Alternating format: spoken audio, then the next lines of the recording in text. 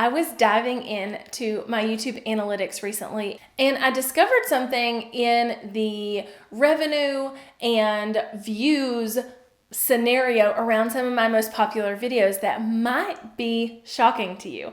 So today I'm going to take you into those two videos that I was looking at and comparing and show you how views may not necessarily always equal dollars or subscribers or growth on YouTube, because I know it's such a hot button topic to figure out like how much people are making and what they make from what video and all the things. So today I want to take you behind the scenes of my top 2 videos ever, which are both over 2 years old, and show you the difference in the views they're getting and the revenue they're getting, and kind of how I evaluate why that is and how I can use that information to plan for future videos.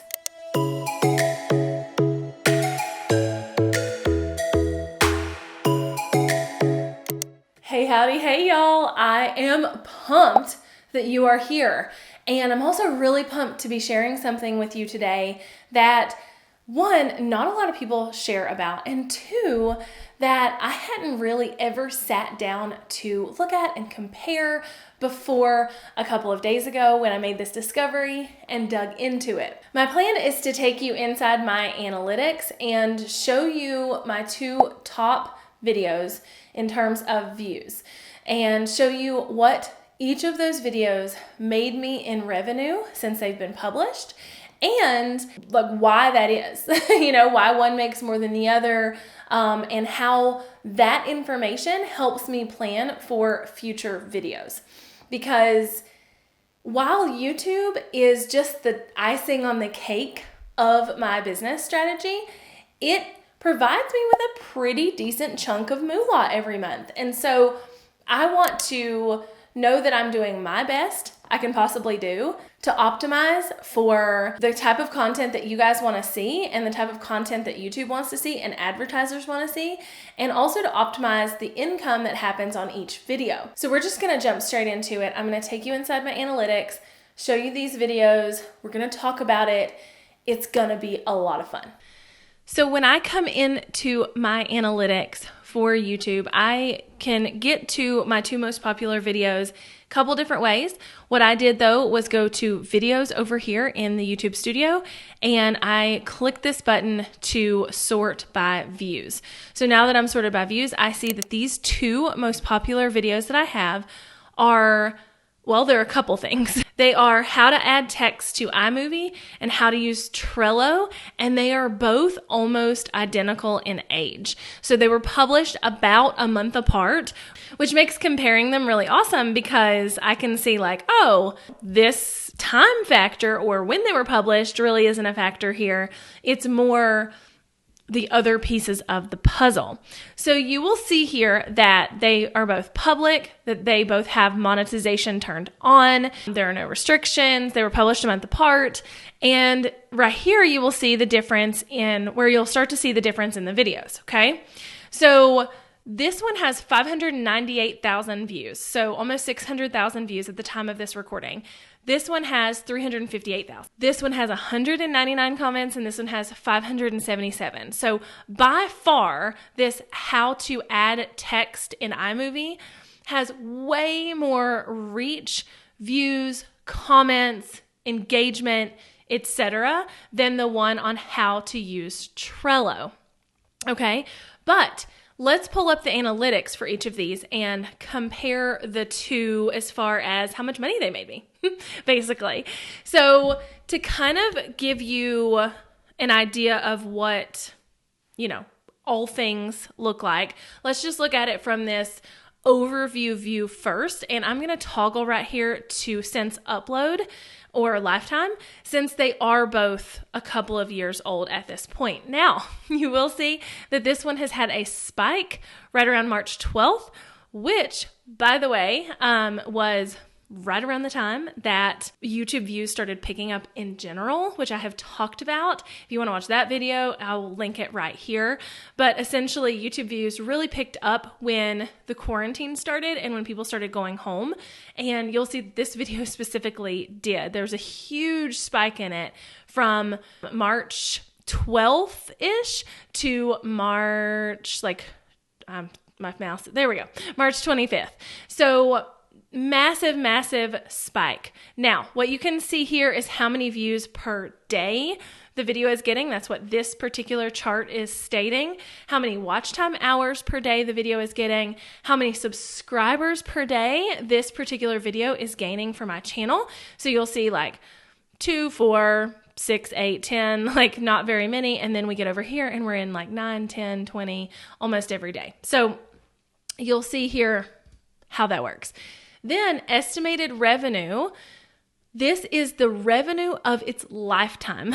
In 2 years, I have only made about $2,600 from this video, okay? So it's not like this one video is going to pay my bills. That's for darn sure.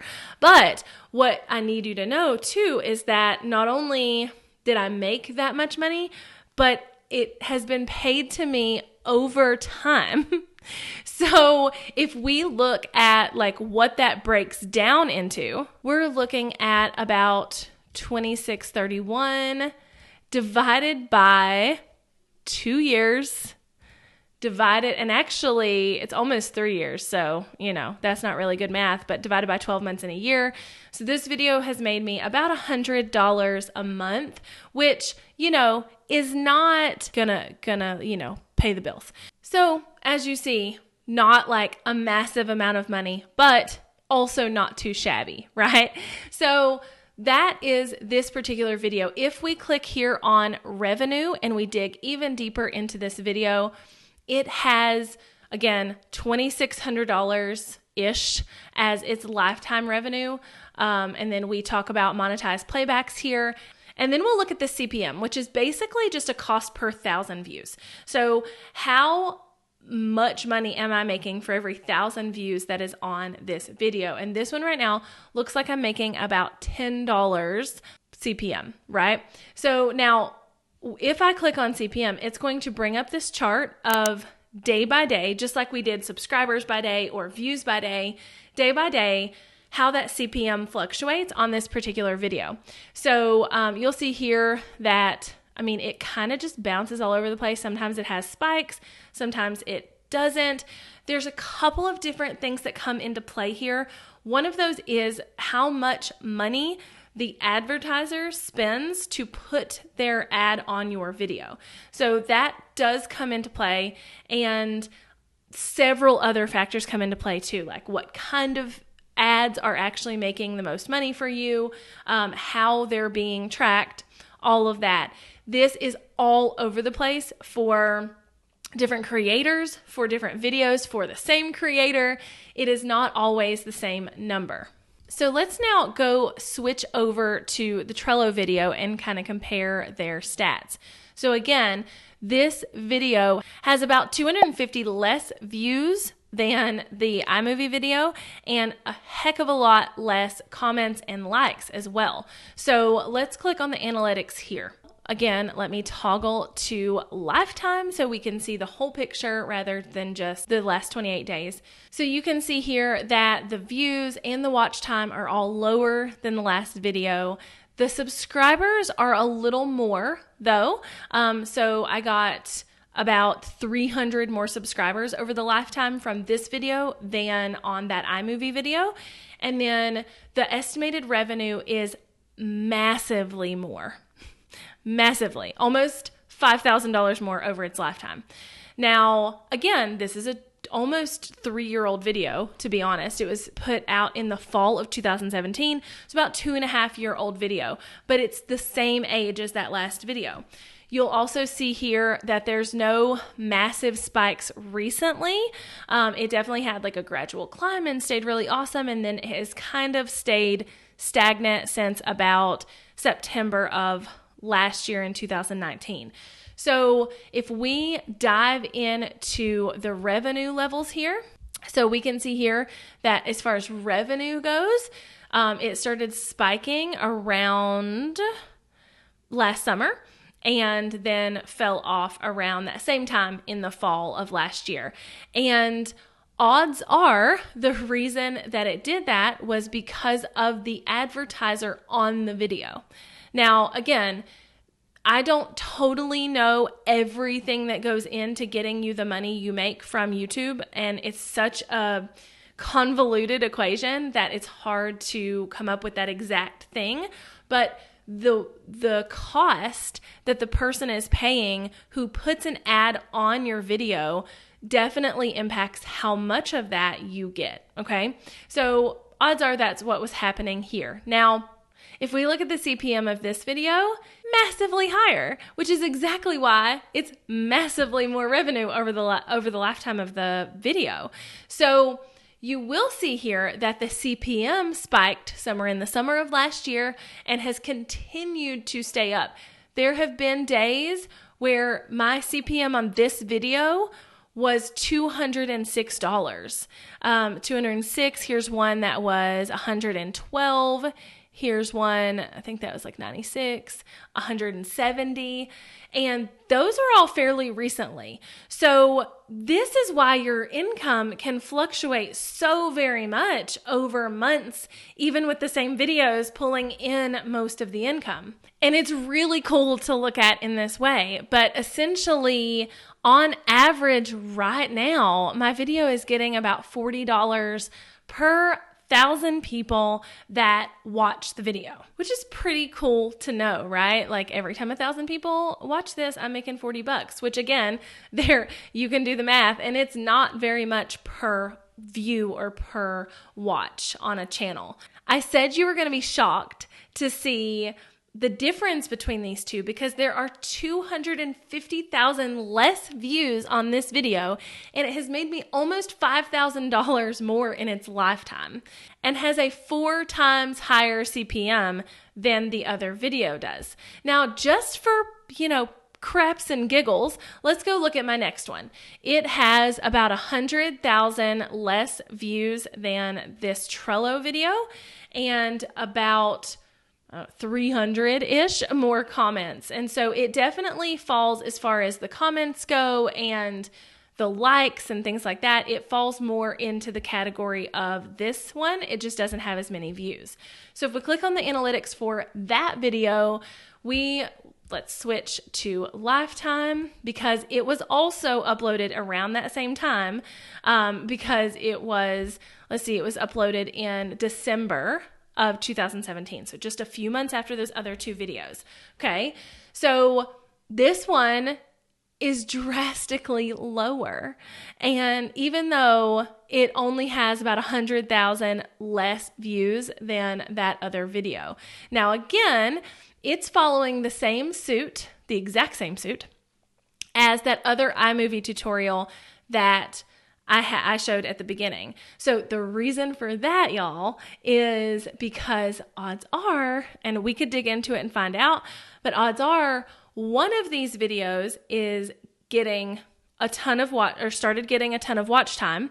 And YouTube said, oh, well, if you're interested in watching iMovie tutorials by this girl named Jessica Stansberry, here's another one for you. And they started suggesting this video or the other one when someone watched the opposite, okay? So you'll see the spike is happening at exactly the same spot, which is really funny to look at. So again, way less subscribers have come in from this video, way less revenue. If we click on revenue and really drill down, we're at about a $13 CPM. So if it ends up getting kind of the same amount of views as that other iMovie tutorial, it will end up making me more money because my CPM is higher. So the CPM on the other video is about $10 and the CPM on this one is, 13.5. So even if they got the exact number of views, this one would make me more money, which is really interesting to see. Now, something I didn't show you earlier is that you can kind of see how much of that revenue comes from the ad revenue as far as like ads being played on your channel and how much is coming from YouTube Premium, which I used to call YouTube Red. So essentially, if someone signs up for that service, and they watch your video, you still get a little bit of income from that. But then you also get to see what types of ads are making you the most money on this video. So basically, skippable video ads account for about 87, 88%-ish of the money that I'm bringing in from this particular video. And then bumper ads, which if you hover over this, it tells you exactly what the ad space is. So this one's 6 seconds long, it's not skippable, and it's an in-stream ad that's inserted before the main video. So essentially, it's not an ad that someone can skip. It's one of those you have to watch before you watch the video. So you will see that most of my revenue is coming from the ads where people are allowed to hit skip to get into the video they're about to watch. And then the rest is very little. So let's go into that Trello video, since it is the one that makes me the most money of the ones we've looked at, and see what kinds of ads are making that money. So again, click on the revenue, we can see that. So skippable video ads, same thing, 94, almost 95% of the revenue I'm making from this video is from skippable ads at the beginning and possibly in the middle or the end of my video, wherever I choose to put them. It can be really important for us to know the information in our analytics on how much money we're making, what kind of ads are doing best, and exactly what videos are bringing us the most money, so that we can continue to piggy bank off of those videos to make more videos that are similar, so that we continue to make content that will be targeted by these same ad spenders who obviously are spending a little bit more or are having to because of the words they're targeting. So it's a really great base point to kind of say, okay, this video makes me quite a bit of money. So let me see what other videos I could do to kind of piggyback on that video. Then in addition to that, you can say, oh, these are the type of ads on that video that make me the most money. So let me make sure that these type of ads are in every video I do. It's really important to see that, even though a video has way more views, another video could actually be making you way more money. Now, if we really dug into the analytics of some of my more recent videos, we can also see different CPMs, different things that kind of play into the puzzle a little bit. And we can probably start to use those videos to see, okay, well, if this video does really well on views and it has a great CPM, it's doing really well, and we need to put more effort behind talking about that same topic. I talked recently about what my monthly income is from my channel at the size it is right now, or actually a few months ago. I recorded that a few months ago. So I will link that video above.